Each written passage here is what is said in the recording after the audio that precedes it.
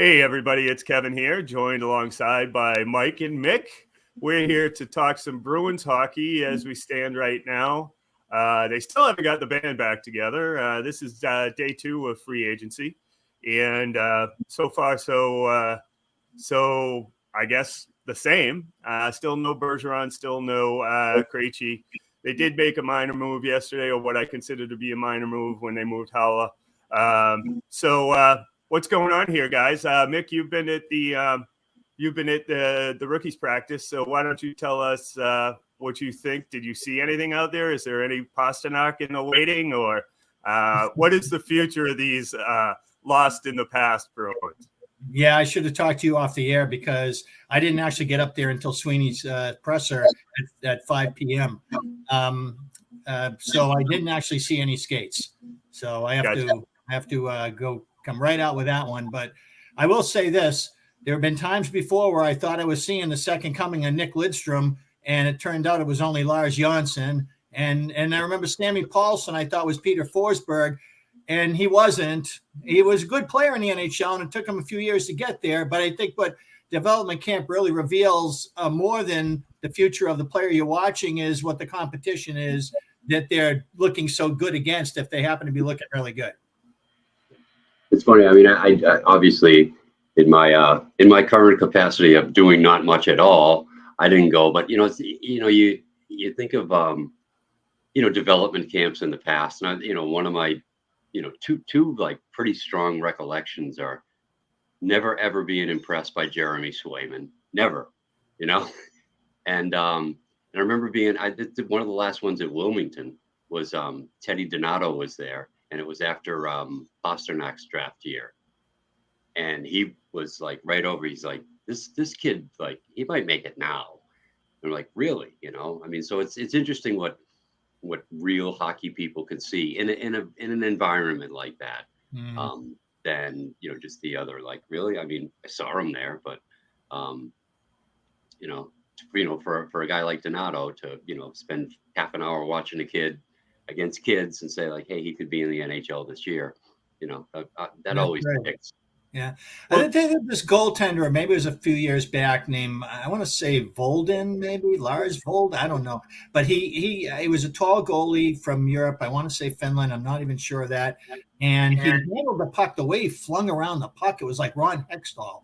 And I remember feeling so impressed with that and thinking, man, if this guy can stop the puck, he's definitely an NHLer. Well, never to be heard from again. So, yeah, stopping the puck is a big job for a goaltender. So let's get back to Pastrnak for a second.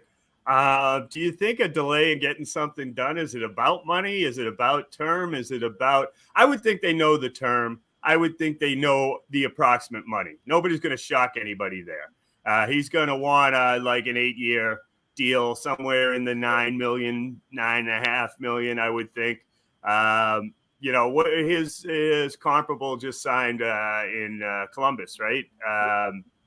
Was it Columbus? Yeah. So I would think that's pretty much the boundaries. You're not dealing with rocket science here.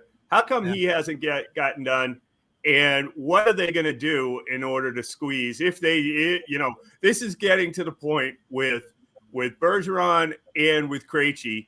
It's the 16-year-old kid throwing pebbles up to the girlfriend that blew him off over the summer, begging for her to come back before school starts. I mean, this is ridiculous. So how are they going to get the money? They don't need to do anything on the cap this year with Pastrnak. He signed. But if they extend him, but how are they going to get the money to sign those two? Kind of a two-part question. Let's start with Pastrnak first, and let's start with you, Mike. I don't know. I mean, I don't know what the delay would be. I mean, there are some rules as to when you can do it, apparently. But you see all these other people signing extensions. I'm not sure. And you could ask that same question about like, why hasn't this happened? Why hasn't that happened? I don't see how they're so patient. I mean, I feel like some stuff still needs to be done. To this team to just get things settled. And I don't, you'd have to, you'd have to, be in Pasternak's head, I think, like, because I agree with you. I don't think there's going to be a problem with, it's going to be 7 years or 8 years. It's going to be, five, it's going to be in the $10 million range. And, nobody disputes that. So I'm a little baffled. I'm baffled by like how long every single thing is taking when something happens. I know what you mean. There is a sort of arduous outweighting the other side, maybe just for its own sake, to see if somebody will blink and you'll do a little better than you thought you were going to do. I'm not really sure what goes into all that, but Mike's making a great point here. It's everything. There's nothing under the sun that doesn't seem to take 5 times longer than it feels like it should. Now, maybe some of that is our even us old guys may be getting conditioned by our atmosphere of I want everything now and I want it, lined up the way I want it. And I noticed it reminds me of myself at a younger age, looking at some of these people on Twitter doing their line combinations and going absolutely nuts when there's an unsettled team where but they don't know who the third line right winger is yet. We got to get that figured out right now before we're going to launch this rocket to outer space. And that's not how it works. In fact, that's not actually a problem. So you want certain things in order. And for the Bruins, the things that are not in order are most central, no pun intended, to what they've been all about for many years. And that's are we going to have Bergeron and Krejci for 2/3 of every game, standing on the faceoff dot and guarding the middle of the rink and being the orchestra conductor for those wingers that we are overinvested in. So what is the Bruins going to be? They don't even know what they are yet until all this shakes out.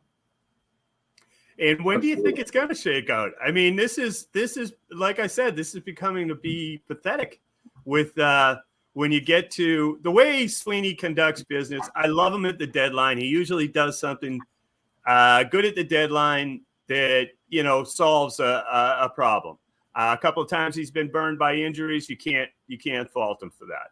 But this time of year, I swear to God, I just want to give him, the forward assist to the back of the head and say, come on, man, everybody else is doing something. Do something. I know they're limited. But let's talk about the nuts and bolts of, let's assume that that both Bergeron and Krejci are coming back. It's just a matter of reaching terms, but they're going to come back. How do you finagle the salary cap? I know they've got the long term that they can mess around with the beginning of the season, where you got both McAvoy and you've got Marchand that you can play with their money. But eventually, come right around Christmas time, the Grinch is going to come knocking. And they're going to have to get cap compliant. So how do you do this? Who is affected the most? And what are you thinking ballpark wise? I'm assuming 1-year deals on both ends. What do you think the money is? Mick? Ooh. I think that the thing to keep in mind with David Krejci is that he has never, ever not signed a contract with the Bruins and not been the highest paid player when he did it. Starting with when he led the 2011 playoffs in scoring.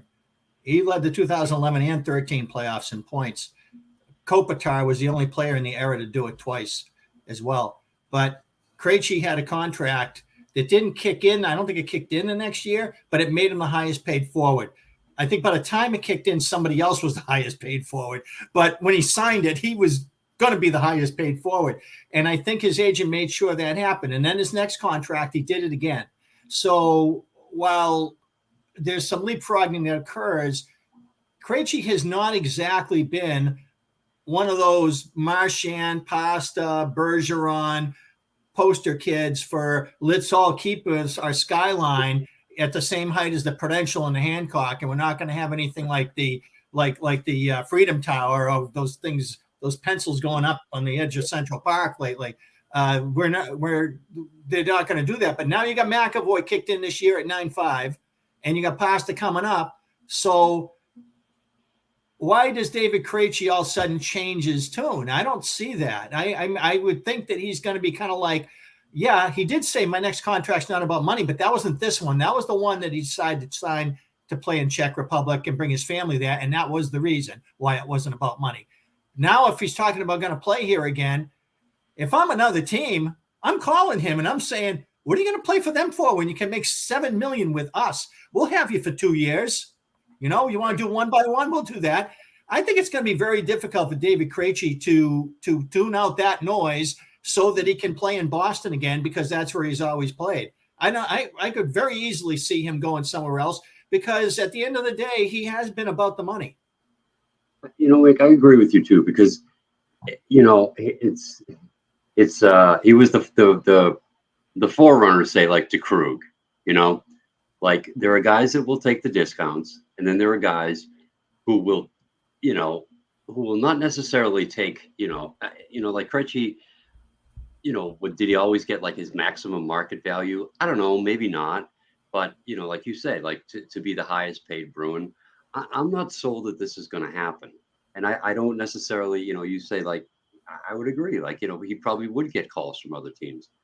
I think maybe it is true that he would just only want to be in Boston. But same time, if it's not Boston, then he just goes home again. He seemed to enjoy that experience. I think they have a much more realistic chance of and when you hear, Sweeney talk about, we're in a great place with Bergeron, he's gonna do what he can to help them. But I think Krejci has always, he's got that little almost an NBA kind of a thing now, like, like I don't get no respect, and I can see it, I mean, hey, before the Bruins remodeled that dressing room and it was still rectangular, I think after the St. Louis series was the last time they had that room, and they came back with the oval room that's the state of the art now, so every player can see everybody else's face. Yeah. Well, up until then, Krejci and Bergeron were always kitty corner. Never on the ice at the same time unless Tuukka was pulled and they needed a goal at the end of a game. Yeah. But other than that, those two guys were never on the ice, but they always sat right in the same corner of the room, kitty corner to one another. And they have these parallel careers almost. But Bergeron has been the chosen one. He's been the beloved one. Krejci's always been the guy who's judged by his results. And Krejci is a guy who delivered in their big playoff years. And so I think for him, the money has been the one way that he could say, hey, what about me? And so that's why, as much as a nice guy he is, I ran into him at the Deutsche Bank one year when he was out there, and he actually said, give me a second. And he had to go talk to somebody. And then he came over and walked with me, and we shot the bull, I mean, this was years ago, but so he's a terrific guy, but that doesn't mean he isn't looking out for himself. Yeah. And if it's going to be a kind of a contract where it's like no salary and a lot of bonus money, like now, why would he take that? Why would Krejci take that? Because it's been a long time since he got the best wingers. It's going to be hard for him to achieve stuff. It won't be as hard, I don't know. I just think this, Kev, like you were saying too, this could really turn into, and it may already have like a really big miscalculation, because through all this time, if they've thrown their eggs into that Krejci basket, could they not have gotten another center? Could they have not found some other way with what's on their team to acquire a number center who could be a number two? I think they probably, I don't know if they just like discounted that totally, but when you see other teams, acquiring players, sometimes just like giving away, and the Bruins are still like hoping that this, 35-year-old guy who has been out of the league for a year is like going to come and save them literally just for 1 year. I don't know. It's concerning. Well, how much do you think the plight of those two have to do with what Pasternak's looking at now? I mean, he's looking at who's going to be my center in 2 years. Who am I going to play with? Is it going to be Jack Studnicka for the 7th year in a row that he's going to come up and save the franchise, or is it some guy named Jim that they're going to sign next year at draft? He doesn't know. So I'm just wondering how much you think that might be tied in. Yeah, there you go. Yeah, there you go. We'll get to him as well. But but I mean, how much I'd be thinking about that. He's a young kid. He's already made a ton of money. He never thought he was going to make that much money. Now he's going to really cash in. I mean, what says he doesn't want to go to the Rangers, who in all likelihood are going to be competitors for, the next 5 years. I'm sure there's people talking to him in his head the same way he was with Krejci over in the World Championships this spring, trying to get him back to Boston. So how much do you think that really plays into that? Mike, I'll start with you. I don't know. I mean, if it does, then then I say to Pasternak, too bad. It's not your team. I mean, seriously, it's like if that's the kind of thing that he's thinking about, he can't play with the center that he wants for his entire career. The other players are going to change. His teammates are going to change, and I still think like he'll end up with some pretty good young teammate. Like the McAvoy thing, and now Lindholm, and I mean there's still some good early to mid players in this thing. So I mean if he wants to like already start to look around like with like where's the best center for me to play with, is it here?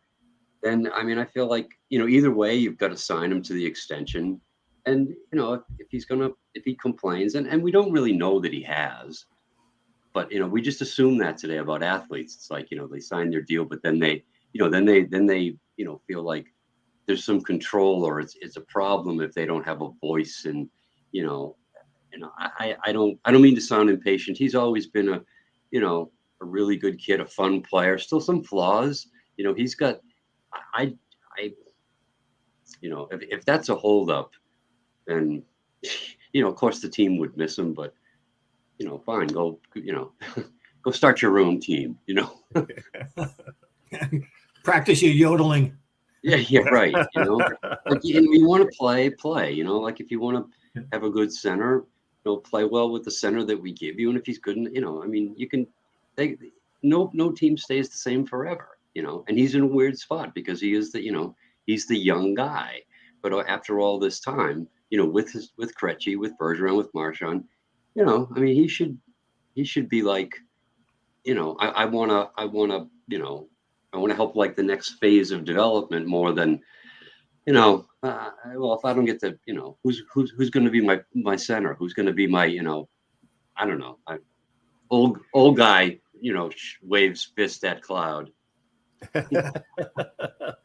Well, let me ask you this. We haven't really gotten to this yet, but Montgomery, the new coach, the good, he's the good guy in the room now. He's the guy that's taking over for apparently, I guess, Cassidy was demanded too much from. He actually wanted them to act like professionals, apparently. But the good thing is Jake DeBrusk has rescinded his trade request, so we're all happy and as can be here in Boston. But let's talk about the whole move. I know it's old news. What did you think about the way that they got rid of Cassidy? Buffalo had Sweeney. He was their guy. It was just a matter of hours to get it done.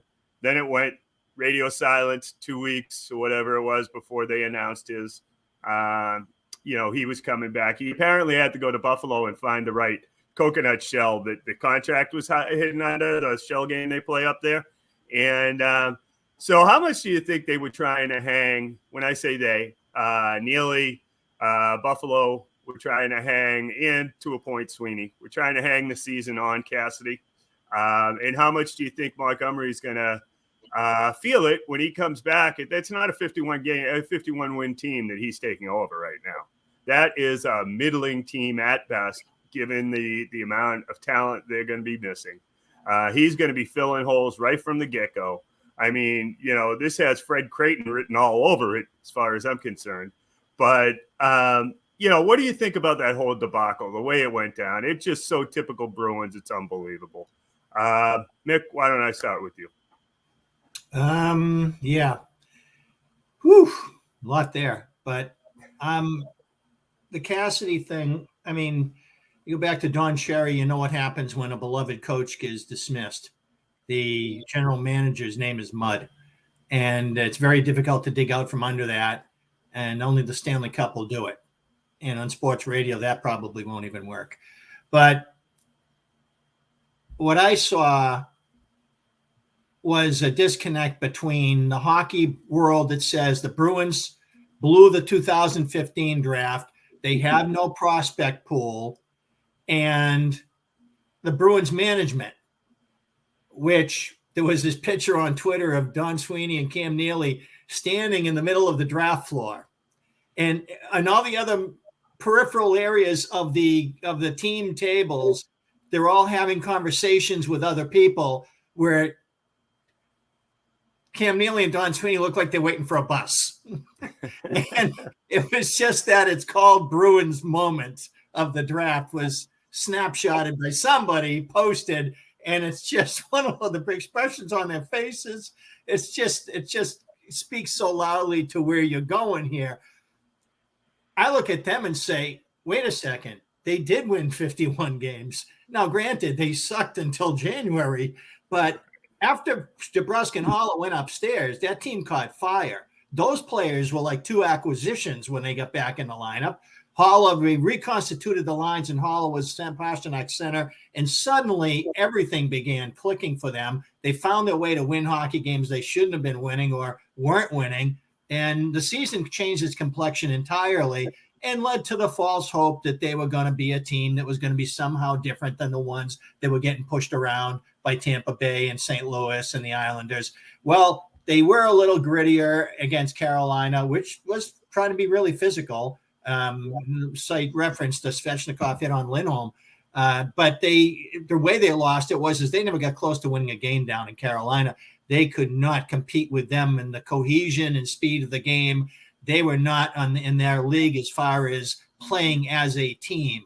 And I think that Sweeney keeps on saying we left one on the table. We left one on the table. And they probably made their change of mind. They probably had their exit. I don't have my timelines right here, but I think the exit meetings that led Cassie to believe he was good to go for next season came before the Rangers finished eliminating Carolina. But when that series was looking just like the Bruins series, and then the Rangers went down there and did something the Bruins didn't get close to doing, they took a game out of Carolina, Game 7. Now, maybe they won one earlier. I can't remember. But they won Game 7 on Carolina's ice, and the Bruins thinking that should have been us. And that wasn't us. What's the difference? And they look at the way their team played, the way they seized the moment, and they said there's something that's getting lost here in translation. Even though you don't say somebody lost a team when they win 51 games, but if a team is not playing the way you know they can, and let's face it, the Bruins January, February, March was really kind of got convoluted in April. They were like they kind of lost their that mojo kind of went away those last 2 months, and they were kind of like gliding at that point and trying to keep it tethered together, but they were not the same team that was on fire then. And the fact that they only had 3 good months of the season, I think they looked at this and they said, maybe the message is getting kind of stale. I think there was another element to this, and that's the Studnicka element. And I don't mean just him personally, but I mean in general. They don't think their prospect pool sucks. They don't think they completely blew a 2015 draft just because everybody else has a working assumption about the Bruins when they look at them. Why they don't have this working assumption? They see Zaboru coming along and saying he was ready to be a top 4 defenseman when his ACL blew. That's what they see. And they look at Carlo in the second round, et cetera. So, and the way DeBrusk played, and he was the only guy who scored for him in Game 7 at Carolina. So they're looking at it a little differently, while some of these other shining stars of that draft have somewhat had some ups and downs and plateaus. And, so for them, it's not the same picture and the same doctrine that's been coming from the outside. That having been said, the integration, the confidence, it's not there when the young players come up. They think a new voice can pave that way better. So they thought, he's been a great coach. He'll be a great coach somewhere else. He'll come back to haunt us like they all do. But it's time for us to get somebody new. I get it. I don't agree with it, but I get it. Yeah, for all the years that, that I covered him and Mick, you covered him, and, Bruce's, just his personality in public, for me to hear there's a communication issue of some sort, that just doesn't compute with me, Mm-hmm. It certainly isn't with the media, right? Well, right. I mean, that doesn't mean that's what he's like with players, but I don't know. Again, we talked about it earlier. Like, why does it take them so long to do everything? It's like if you had this in your mind, that because we lost this series, we left one on the table and we needed to think, then do it. You had no problem really doing it with Claude, Yeah, right? it wasn't his guy. So Yeah, that's true. that season was starting to go.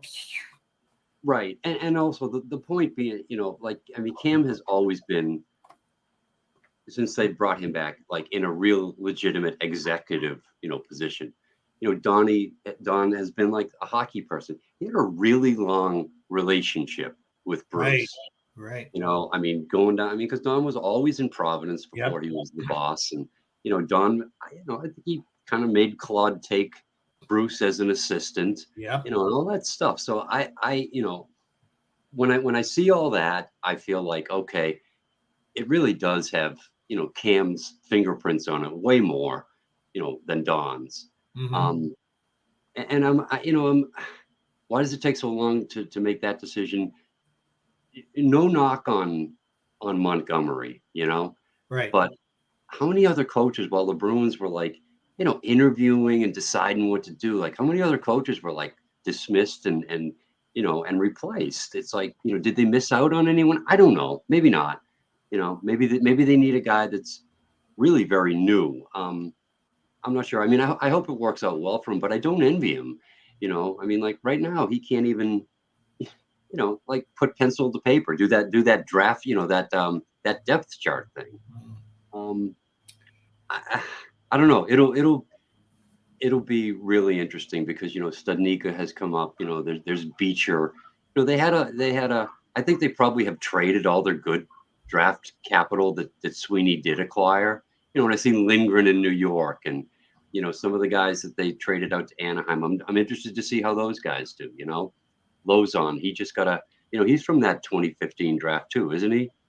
I think. It actually wasn't that terrible a draft. It was just a bad, it was a bad first round. It was a 13, 14, 15 missed opportunities. And it isn't one guy. It's that the next 12 spots, something like 7 teams hit bigger than anything the Bruins did. So that's the damning part of it. And that's tough. You can't really live that down. But what they got out of it is a lot stronger than what they're getting credit for. Yeah. And from the one press conference, I don't really get exactly what, from a hockey standpoint, Montgomery like wants to do here.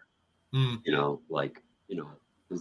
does he have the people, the players, to do what he wants? I think he's, I think he's, it's a pretty big challenge, Absolutely, because he doesn't know what he has, and he doesn't know what he has at the core. This isn't a depth issue. This is at the heartbeat. Yeah, he's kind of too. There's not a lot of professional coaching experience here, he's got the Dallas and he's got the St. Louis, but other than that, it's junior in college, which, is not, again, not a knock on him, but, I'm interested to see how that goes too. I'll say this one thing. The year Providence won the championship in 2015.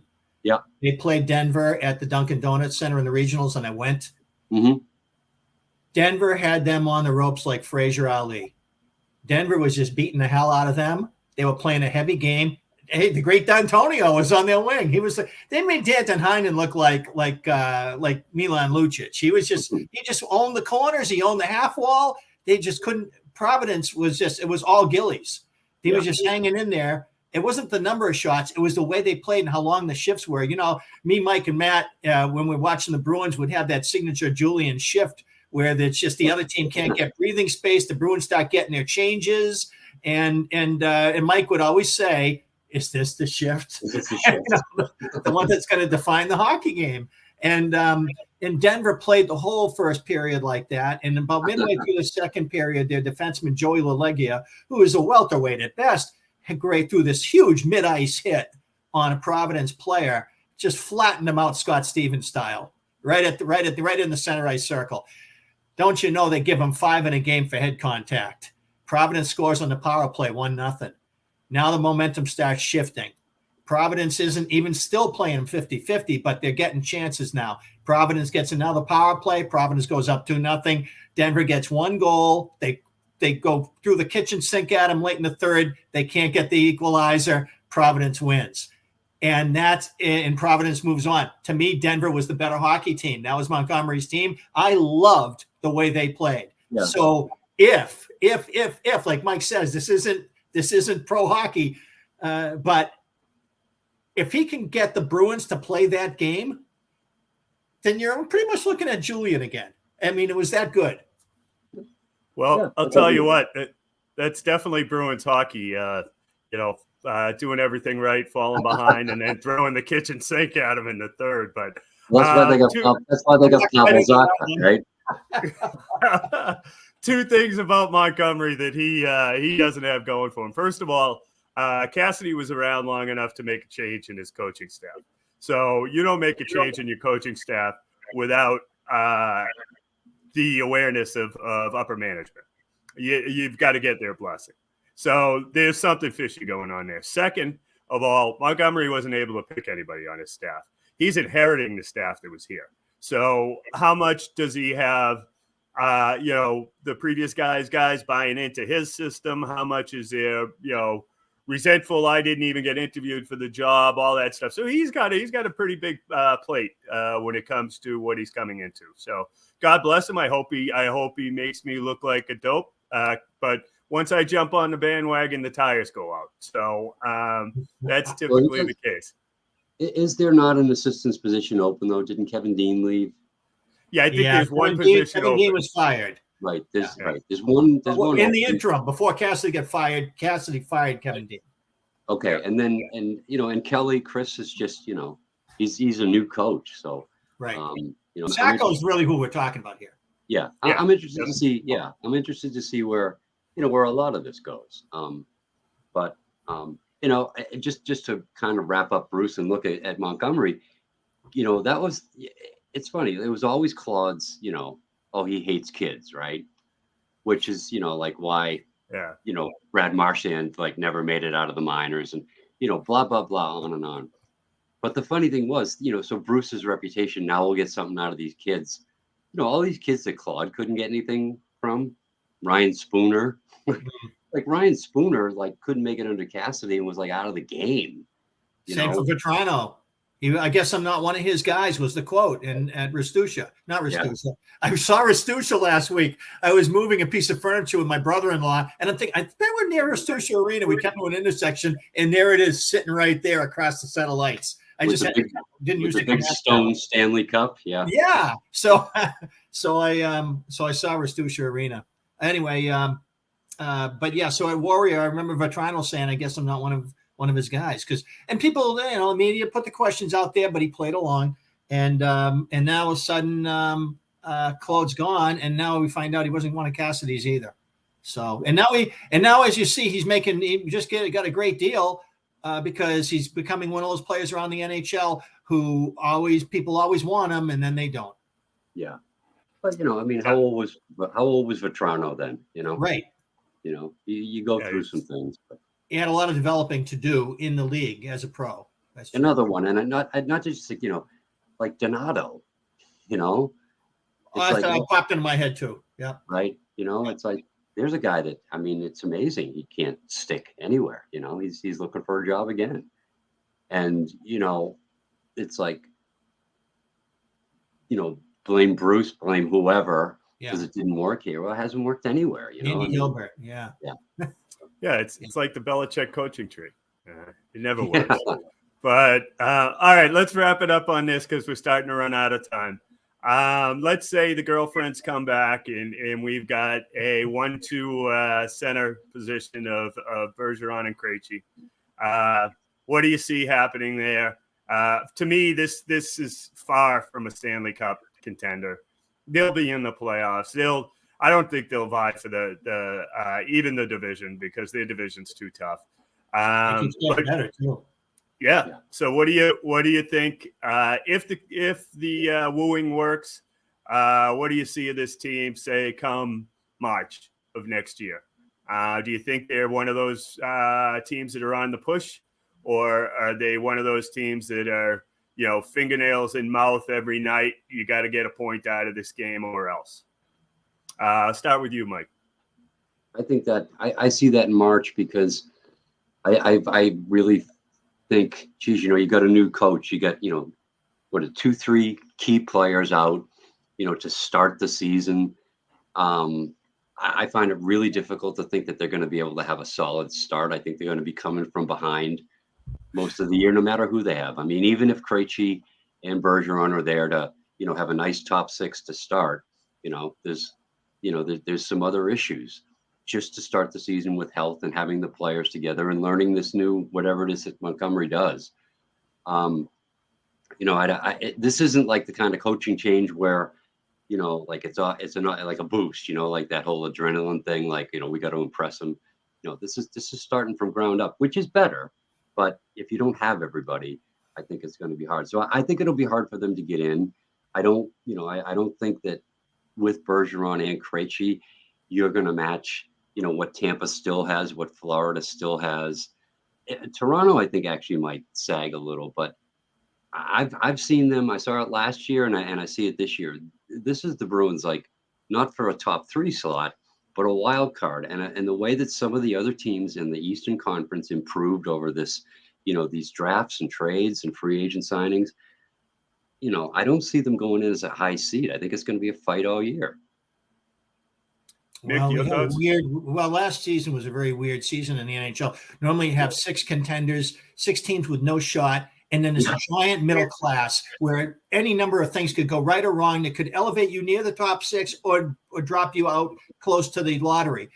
Last season, it was a dichotomy. You had every team in the Eastern Conference playoffs had 100 points, and I think 6 of the 8 had 50 wins. So there were a lot of teams that fell way down into these groups that, like the Islanders and teams like that, the normal season, let's not forget, they're going to be back. That's a good hockey team. So I think we're going to return. I think this last season was an aberration where these records were inflated, and Mike's right. This is going to be more back to what we should usually see out of the middle class in the NHL, which dominates the league.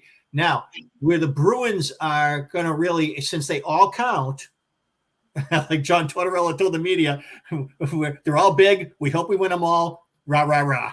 Yeah. And so those November points are going to be the ones that you're going to be remembering in March. So while you don't have McAvoy, you don't have Marchand, you don't have Grzelcyk, you don't have this guy, you don't have that guy, you might not have Bergeron for a while. And whatever the case is, you're not going to, who knows how good Krejci's going to be. He's been doing everything he's doing in international ranks. So, and against that competition. So we don't really know what the magic is going to be. So we know what the potential is. And the one thing I'll say, the upside of that potential is they've never had those two together post Chara and with Lindholm, because they've always had a fatal flaw of their club. But last year they get Lindholm, they didn't have Krejci anymore. So this will be the best team they've ever had since they've had Chara in his prime, if they all come back together and perform. And I'm saying if an awful lot. And when you say if a lot, enough of those ifs go wrong, and then what Mike said becomes what you're looking at. Well, let's close it out on this. Could you imagine if the only surfer boy that I've ever heard of that calls Edmonton, Alberta home, had to have Torts as his coach? The kid would run and hide under a rock somewhere. Anyway, nobody gets what I'm saying, but I don't. I'm talking about that. Yeah, exactly. Anyway, guys, thanks so much. It was great to talk hockey. I've got a feeling that in about a week from now, we could have this same show and we're talking about who's going to get traded, how we're going to rebuild, and what this is going to look like when they strip the club down to its bare brass. Because I think that's as important. The two decisions that they haven't come yet, unless it's coming this during this time, is Bergeron and Krejci. And if they don't get either one of those, it's time to pull the plug. So again, thanks so much. Don't go anywhere. I just want to have a quick word with you before we leave. And I'm Kevin. He's Mike. He's Mick. Thanks, guys, for coming in. And we'll talk again soon. Take care. See you, fellas.